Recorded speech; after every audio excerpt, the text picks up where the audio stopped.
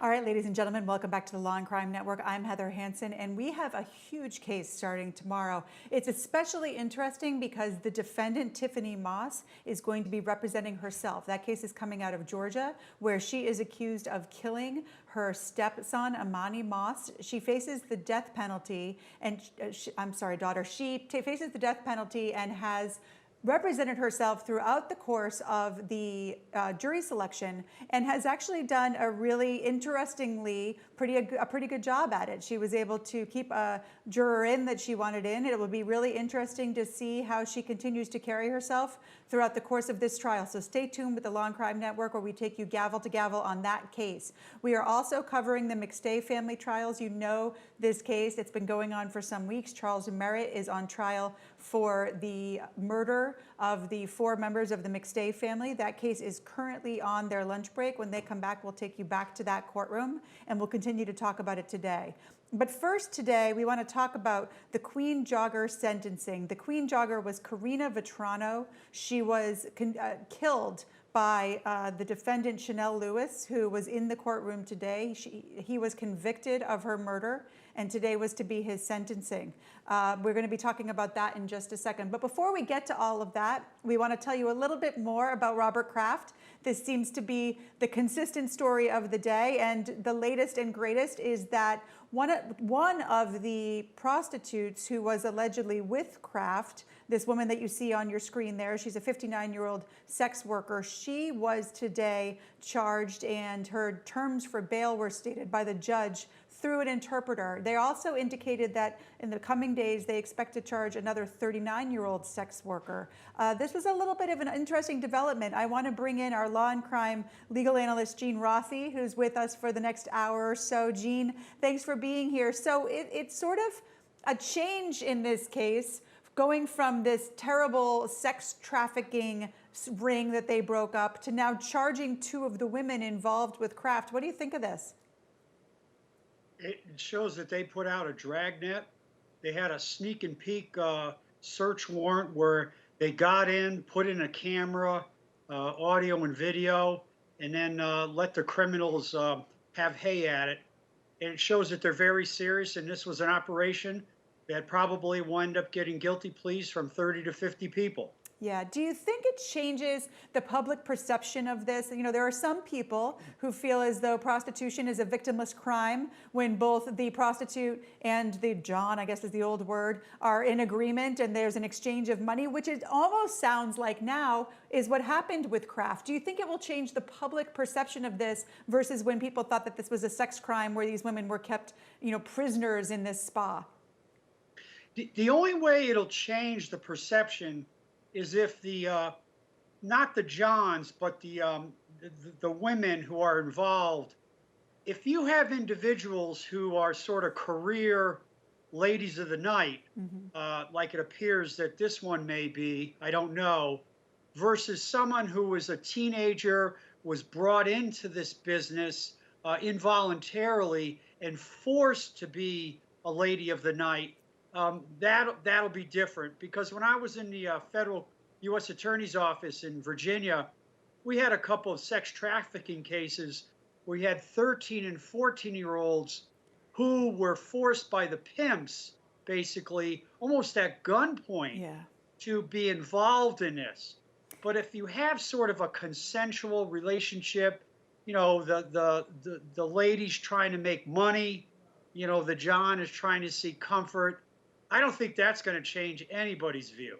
Yeah, you make a really good point. You know, I gave a talk the other day, and one of the other speakers was a doctor who teaches doctors and nurses how to recognize and speak to potential victims of sex trafficking. And it's a terrible thing. You know, you mentioned that they have to do this at gunpoint. They have tattoos of the John's names on their bodies and money, and sometimes even are put, you know, trackers under their skin. I mean, it is a terrible, horrific problem that goes on here in the United States everywhere, and one that we need to be aware of. But something quite different than a 59-year-old woman who has chosen to make her living by doing this. And it's going to be interesting to see which scenario is going on here with Robert Kraft. So we will Right. certainly stay tuned to this story and watch it, and also watch whether or not that video of Kraft is made public. So far, and I think today there was another word from the judge that that is not likely to happen. So don't be expecting to see that anytime soon. Oh, such difficult testimony to hear, and such a difficult way for this sister to live and to continue to live as all of this stuff has been going on. I want to bring Jean back in. Jean, when you have testimony as compelling as that, as a defense attorney, I mean, how do you have a job, you have to zealously defend your client. How do you do it in the face of testimony like that? Well, I didn't hear it, but I can just imagine what she said. And is it Katrina or Karina? Karina, it's Karina. It's Karina. I'm sorry. Tana was, I guess, the sister. And here's what, when I used to sit there as a prosecutor and the sister of a victim would get up and make a statement, I always would look at the defense attorney. And the very good defense attorneys always tried to show compassion for anybody who got up there and made a statement against their client. And the key is, when you get up as the defense attorney, you have to acknowledge the pain and agony of those family members or friends who have spoken for the victim. But you also, because you're an advocate, you're zealously representing your client, you have to find some redeeming quality, some aspect of your client's life that can mitigate and help explain some of the motives and the horrendous acts of your client without violating your duty to your client. And that's a like walking a tightrope. Yeah. And I always admired defense attorneys who could do that. Yeah, it's, I often give talks about how to be a better advocate for yourself in your life. And number one, I always say, is compassion. But then another one is credibility. And as you pointed out, the defense attorney is going to lose their credibility with the jury and the judge if they don't show compassion, because people want to see, they have an expectation that you're a human being who has emotion and feels emotion for people in that much pain. It's certainly a tightrope, as you said, that one has to walk. All right, ladies and gentlemen, there is the mother, and what the epitome of grace after such a terrible thing to have your daughter taken away from you in such a violent, terrible way. Jean, in your experience, and you've had a vast amount of experience in the courtroom, have you seen that sometimes these terrible circumstances bring out the best in people?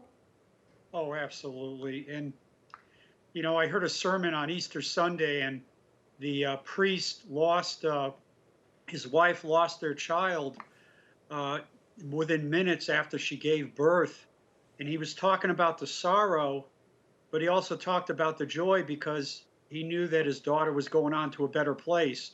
And sometimes you do have sorrow, but you also have joy, because you know that your child is going on to a better place. So death is, I've experienced a lot of death in my family at an early age. And, sometimes death and joy, sorrow and joy sometimes go together. Yeah, it's certainly helpful. I mean, from your situation in the sermon on Sunday and this mother's speech, the role that faith plays in being able to work your way out of it, or at least the role that faith played for her in order to find some light, is certainly something that is compelling. What do you think are next steps? We're about to hear from Chanel Lewis in his very brief statement, but what do you think are next steps from the defense in this case? We know that there were some unusual happenings with respect to talks about the jury deliberations, the very rare circumstance where the judge actually questioned some of the jurors on jury deliberations. Do you think that'll be a big part of the appeal in this case? Yes, oh, absolutely. Oh my God. And, I don't think the defendant is going to make a statement because he is going to appeal his case. So that gets to the tightrope again.